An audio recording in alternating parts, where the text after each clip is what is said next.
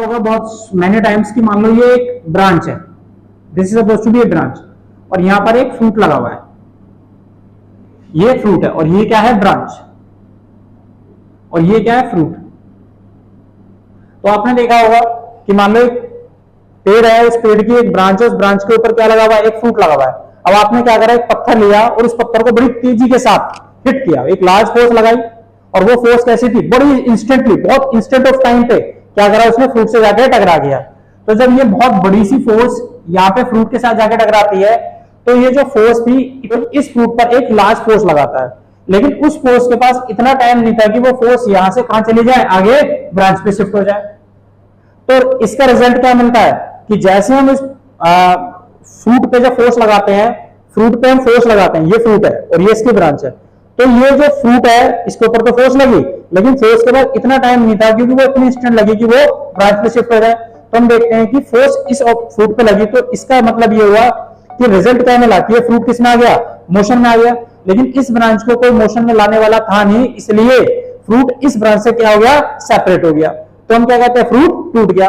तो फ्रूट क्यों टूटा, क्योंकि जब हमने फोर्स लगाई तो फोर्स हमने किस पे लगाई, फ्रूट पे, ब्रांच पे, फ्रूट पे लगाई, और वो फोर्स के पास इतना टाइम नहीं था कि वो ब्रांच पे जाके शिफ्ट हो जाए, इसलिए फ्रूट किस में आ जाता है, मोशन में आ जाता है, लेकिन ब्रांच को कोई मोशन में लाने वाला था नहीं, इसलिए फ्रूट उस ब्रांच से सेपरेट होता है, हम बोलते हैं कि फ्रूट टूट गया।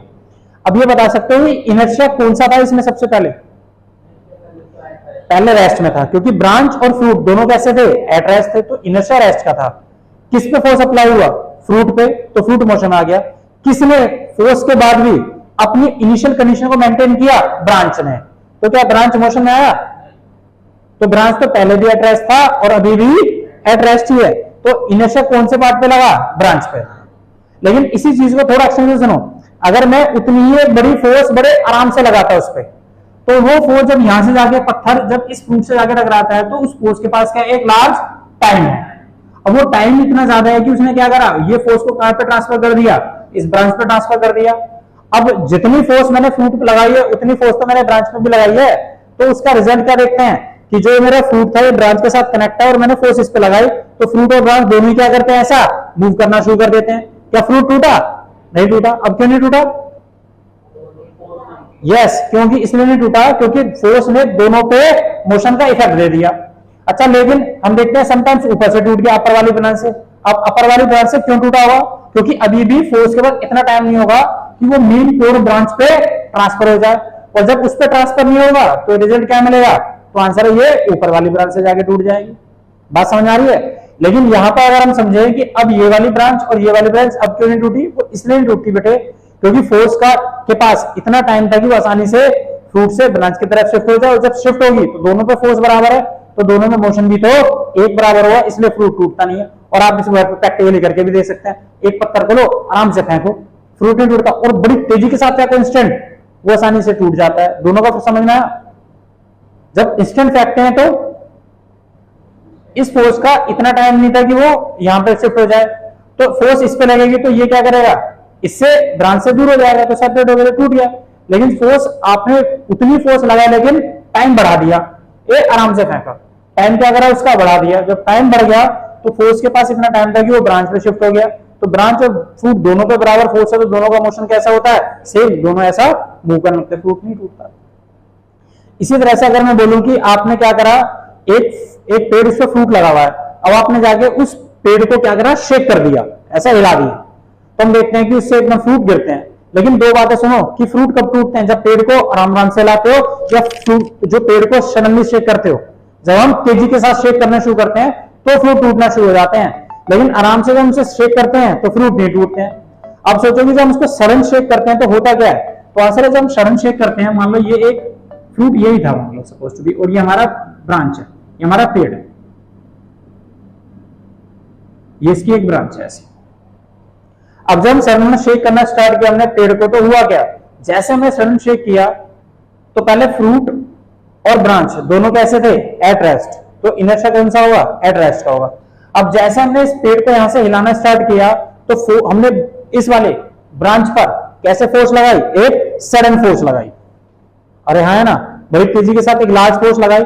अब उस फोर्स के पास इतना टाइम होता ही नहीं है, उस फोर्स के पास इतना टाइम होता नहीं है कि वो ये पूरी ब्रांच है, ये तो है ब्रांच। तो इस फोर्स के पास इतना टाइम ही नहीं है कि वो इस ब्रांच से उस फोर्स को कहां पे शिफ्ट कर दे, फ्रूट पे शिफ्ट कर दे। बात समझ बेटा? तो हमने ब्रांच को हिलाया, पेड़ को हिलाया, तो पेड़ ने अपनी ब्रांच को वो फोर्स दी, लेकिन उस फोर्स के पास इतना टाइम नहीं था कि वो फोर्स इस वाली ब्रांच से कहां पे शिफ्ट हो जाए, फ्रूट में शिफ्ट हो जाए। तो रिजल्ट क्या मिलता है? तो रिजल्ट ये मिलता है कि जो ब्रांच है, ये फ्रूट था, ये ब्रांच किस में आ गई, मोशन में आ गई, लेकिन फ्रूट को कोई मोशन में लाने वाली फोर्स थी नहीं, इसीलिए क्या देखते हैं, branch separate from the fruit. लेकिन पहले वाले केस में क्या होता, fruit separate from the branch, लेकिन दूसरे केस में क्या हुआ, branch separate from the fruit. बात समझ आ रही है? तो इसमें ये बताओ कि जब हम किसी एक पेड़ को सडन जब ऐसा शेक करना स्टार्ट कर देते हैं, तो फ्रूट ब्रांच से और ब्रांच फ्रूट से सेपरेट हो जाती है। क्यों सेपरेट होती है? सेम वही आंसर, क्योंकि जब हम फोर्स लगाते हैं तो वो फोर्स इतनी बड़ी लार्ज फोर्स होती है, लेकिन उसके पास टाइम इतना छोटा होता है कि वो ब्रांच से फ्रूट पे शिफ्ट हो नहीं पाती बेटे। और जब फ्रूट पे शिफ्ट होगी नहीं तो फ्रूट कैसा रहेगा, जैसे वो प्रेजेंट कंडीशन थी उसको मेंटेन करेगा, लेकिन जो ब्रांच थी वो फोर्स के इफेक्ट में मोशन में आ गई, तो branch separate from the fruit हो जाती है। तो इनर्शिया किस पे लगा, फ्रूट पे या ब्रांच पे? फ्रूट पे। किसने प्रेजेंट कंडीशन को मेंटेन करा? फ्रूट ने। तो इनर्शिया फ्रूट पे लगा। लेकिन पहले वाले केस में किस पे लगा था, ब्रांच पे लगा था। लेकिन जब हम उस पेड़ को आराम आराम से शेक करना शुरू करते हैं तो हम देखते हैं हमारा फ्रूट नहीं टूटता। क्यों नहीं टूटा? क्योंकि जितनी फोर्स हमने यहां से लगाई, उस फोर्स का जितना टाइम था कि वो फोर्स यहां से कहां चली गई, फ्रूट पे चली गई। अब जितनी फोर्स ब्रांच पे उतनी फोर्स फ्रूट पे, तो दोनों क्या कर रहे हैं एक साथ ही, ऐसा ऐसा क्या कर रहे हैं, मूव करते जा रहे हैं। और जब दोनों के पास स्पीड सेम होगी, मोशन दोनों के पास बराबर है, फोर्स दोनों के पास बराबर है, तो कोई एक दूसरे से सेपरेट होता नहीं है, इसलिए फ्रूट आसानी से टूटता नहीं है।